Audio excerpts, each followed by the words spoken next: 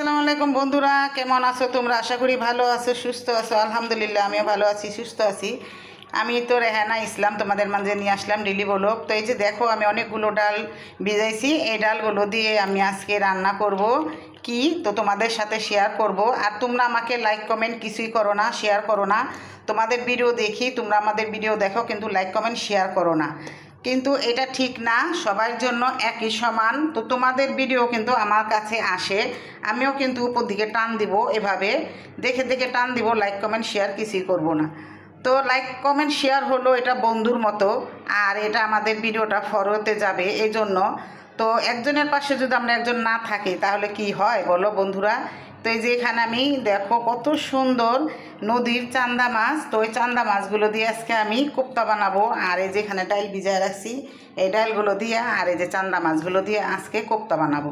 তো বন্ধুরা আমার সাথেই থাকো, আর লাইক কমেন্ট শেয়ার করতে ভুলবে না।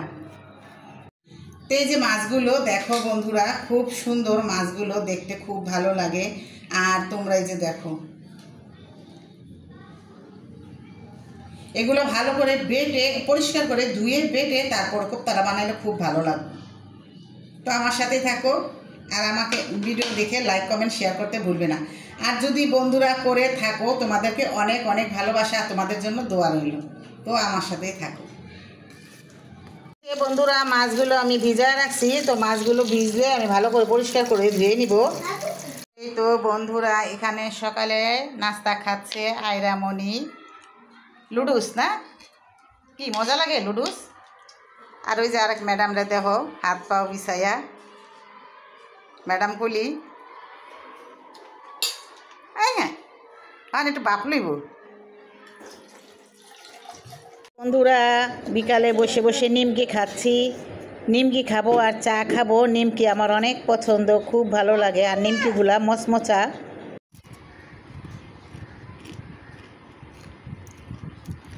এই নিমকিগুলা মেলা ছাড়াই 12 মাস খাওয়া যায়।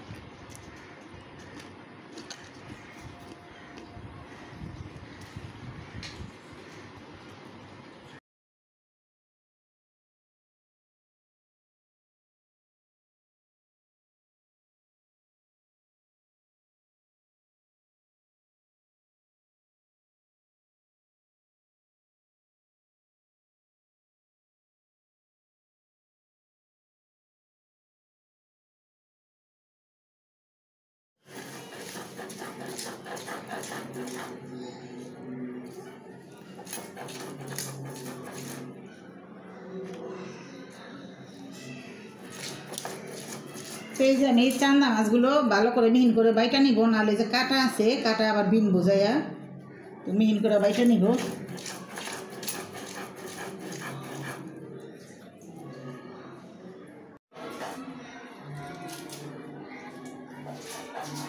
বাইরে ভাই এগুলা যে অবস্থা, কাটার কাটা।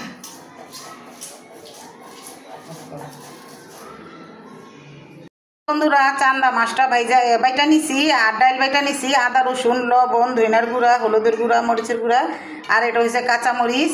তো আমি এখন এটাকে কোপ্তা আর কি ভাজবো, কোপ্তা ভাজবো, ভাজার পর আমি এটা রান্না করব। তো বন্ধুরা আমি এখন এটা মাখায় নিব সুন্দর করে।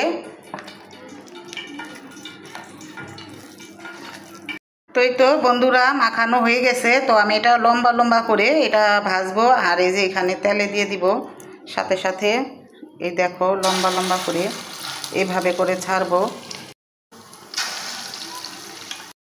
তো এই যে এগুলো আমি একটু লাল লাল করে ভেজে নেব। আর এই যে দেখো লম্বা হয়েছে, আর এটা একটু ল্যাটকা টাইপের দেখা কী করণ যায় নাই, তারপরও মাসাল্লাহ খুব সুন্দর হয়েছে। তো আমি এগুলো লাল লাল করে ভেজে নেব। অল্প আঁচে ভাজতাছি, অল্প আঁচে ভাজলে এটা ভালো হয় বেশি। আর যদি মনে করো আঁচটা বাড়ায় দিই, লাল হয়ে গেলে তাহলে ভিতরে একটু কাঁচা কাঁচা থাকবো।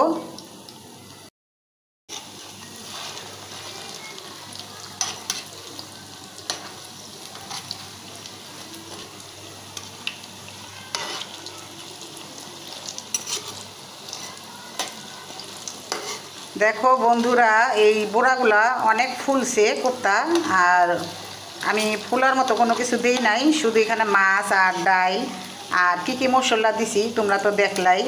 কিন্তু অনেকগুলো ফুলছে, দেখতে খুবই ভালো লাগতেছে। এই যে দেখো,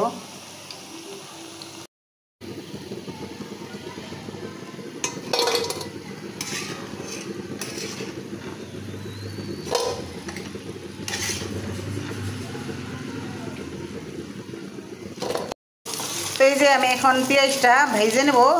ভাজার পর তারপর মশলাটা দিয়ে দিব। বন্ধুরা আমি তরকারি রান্নার জন্য আদা রসুন, তারপরে এই যে এটা নিচ্ছি জিরা বাটা, হলুদ, মরিচ আর ধনিয়ার গুঁড়া, আর তেজপাতা দিব না, আমি ধনিয়া পাতা দিয়ে রান্না করবো এই জন্য। তো আমি এগুলো এখন সব দিয়ে দিব।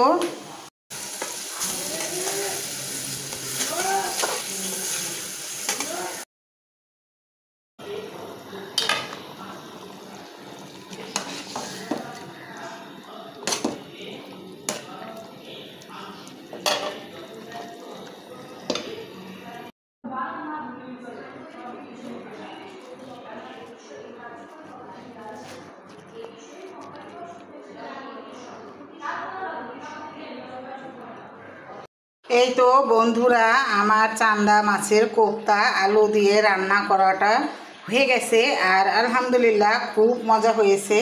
এই চান্দা মাছের কোপ্তাটা আলু দিয়ে রান্না করা খুব মজা হয়েছে, আলহামদুলিল্লাহ ভালো লাগলো। আর আমার রান্নাটা কেমন হয়েছে তোমরাও কমেন্টে জানাইবা, আর লাইক কমেন্ট শেয়ার করতে ভুলবে না প্লিজ। আর আমার ভিডিওটা ইউটিউব থেকে দেখলে লাইক করে শেয়ার করে আমার পাশেই থাকবে কমেন্ট করে। আর যদি ফেসবুকে থেকে দেখো তাহলে বেশি বেশি করে শেয়ার করে দিবা আর আমার পাশেই থাকবা। কেমন হয়েছে কমেন্টে জানাইবা। তো আজকে এই পর্যন্ত কি, আল্লাহ হাফিজ।